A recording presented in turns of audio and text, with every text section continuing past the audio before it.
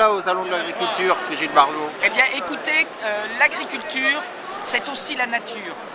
Et quand on veut préserver la nature de notre agriculture, il faut préserver la nature de l'homme et de la femme, et donc de leurs enfants, qui sont nés d'un homme et d'une femme. Voilà, surtout l'agriculteur. Puis surtout, donc voilà, il y a un lien avec votre combat. Ah mais évidemment. Bravo madame. Mais c'est Je vous respecte. Merci monsieur. Et il y a des jeunes. Je vous respecte. Des Et jeunes. je vous honore. C'est vrai. Et Voilà, là, vous voyez, on arrive, on boit un coup, et puis ils sont là, et finalement, les langues se délient, et les gens disent, vous avez bien raison. Mais oui, Évidemment, bien sûr, puisqu'on vous va avez voir raison. De magnifiques... Ça fait plus de 2000 ans que c'est comme ça. Ah bah, plus que ça. Plus de Quelle 2000 forme va prendre la manifestation? Écoutez, cette fois-ci, on va privilégier le rassemblement et le débat, en fait. Les gens vont venir, vraiment, ils vont se stocker tout le long de la Concorde jusqu'à l'Étoile. Comme ça, on ne pourra pas ne pas l'écouter. On va arrêter de faire des passages coupés en 15 morceaux parce qu'on perd des gens. Mais là, ils seront là et on va en profiter. Il y aura un grand podium pour faire parler tous ceux qui n'ont pas accès aux médias. Vous comprenez ? Aujourd'hui ces experts qui sont dans la manif pour tous, ces politiques qui se sont engagés, qui ont été les députés à l'Assemblée nationale dont on a retenu que 2-3 trucs qui tweetaient alors qu'en fait ils ont mené un combat remarquable. Je pense à Philippe Gosselin, à Hervé Mariton, à Henri Guénaud. On va essayer d'avoir les députés de gauche. Si on pouvait avoir le député de Martinique, Bruno Nestor-Azero, ça serait super. On va essayer de montrer aussi la diversité des opinions politiques qui convergent toutes pour dire on ne touche pas à la structure même de l'humanité. C'est ça qui vous gêne, parce que vous n'êtes pas homophobe. Ah non, au contraire, je crois que nous l'avons bien, justement, nous l'avons prouvé dans toutes nos manifestations. Et d'ailleurs, tiens, Xavier qui est là, quand même, il peut être le premier, puisque lui-même n'a pas caché son homosexualité, ses grands-parents l'ont appris à cette occasion. Il faut dire que c'est pas ce qu'il veut changer l'humanité. Ce que vous dénoncez, c'est l'affiliation. Vas-y, Xavier va venir. Oui, c'est l'affiliation, c'est absolument pas Le mariage en France n'est ni un contrat d'amour ni un contrat d'union, c'est le cadre de la protection de la famille, des enfants et l'institution qui crée l'affiliation. L'affiliation doit rester basée sur l'affiliation biologique, et quel meilleur endroit que le Salon de l'Agriculture pour le dire. L'agriculture, à l'ère où on est tant dans le développement durable, dans la biodiversité, nous on défend l'humanité durable. Et donc, c'est vraiment dans une logique de défense de l'affiliation et du cadre de l'affiliation que nous nous engageons.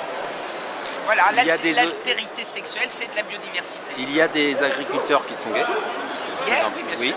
Donc, ça, vous dénoncez pas? Mais pas du tout. Écoutez, personne ne choisit son orientation sexuelle à partir du moment où c'est pas une mode ou un truc tendanciel, ce qui serait ridicule, parce que les gens seraient paumés par rapport à leur identité sexuelle aussi. Mais voilà, c'est vrai que ça ne doit pas être simple en milieu agricole. Moi je dis une chose, c'est ce que nous faisons nous, c'est de faire sauter les tabous.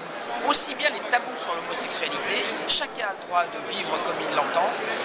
La vie privée, familiale, c'est quelque chose qui doit aussi être protégé, préservé, mais pas normativé, parce que la seule norme qui vaille, c'est celle qui permet une pérennité de la société qui soit stable. Voilà. Vous avez croisé Monsieur Hollande au salon? Oui, on l'a croisé plusieurs fois. Oui. Samedi? Oui, c'était sympa. On lui a remis notre nouveau tract, là, ça sera quelque chose comme ça. C'est ce que vous avez remis à François Hollande? Oui, enfin, sous forme d'un petit tract qui sera distribué un peu partout. Et comment il a accueilli? Toujours comme c'est un garçon qui est toujours très affable et très aimable et qui dit oui, vous êtes contre, mais il y a des gens qui sont pour. Alors je dis Monsieur le Président, nous sommes sur les Champs-Élysées. Il me dit oui, j'ai compris. Et vous avez l'autorisation de la préfecture de police? Nous n'en avons pas forcément besoin, car là c'est pas nous qui décidons, c'est le peuple français. Voilà, ceux qui ne veulent pas être pris pour des imbéciles heureux qui ne se rendraient pas compte qu'on change l'anthropologie en vrai. Voilà. Côté financement, ça coûte cher d'organiser des manifestations. Oui, mais vous comme rentrez dans vos frais? Mais oui, parce que comme on a beaucoup de manifestants, même si on nous en enlève 700 000, on les retrouve dans les pétitions après. Même si on met les pétitions à la poubelle comme le bureau du CESE l'a fait, les gens reviendront justement. Les 700 000 reviendront et à mon avis, ils reviendront plus nombreux. Parce qu'à un moment, à force de taper sur la tête des gens, ils vont quand même se réveiller. Voilà. Donc ça coûte cher, mais c'est eux-mêmes, ce sont des sympathisants qui donnent sur les manifs, il y a des quêtes et ils donnent eux-mêmes. Vous savez, 1 million, on récolte à peu près 600 000 euros. Ça fait beaucoup d'argent, mais il y a beaucoup de monde. Et puis après, ils donnent en ligne, et le don moyen en ligne est de 56 euros. Vous comprenez? Donc ça sera parfaitement transparent. La LGBT veut qu'on publie. La LGBT veut que nous publions nos comptes. Il y a des règles fiscales et sociales. Les comptes, c'est le 31 décembre de cette bilan qui est établi chaque année. Les comptes seront publiés le 31 décembre 2013. Très bon salon, très bonne soirée. Merci à vous.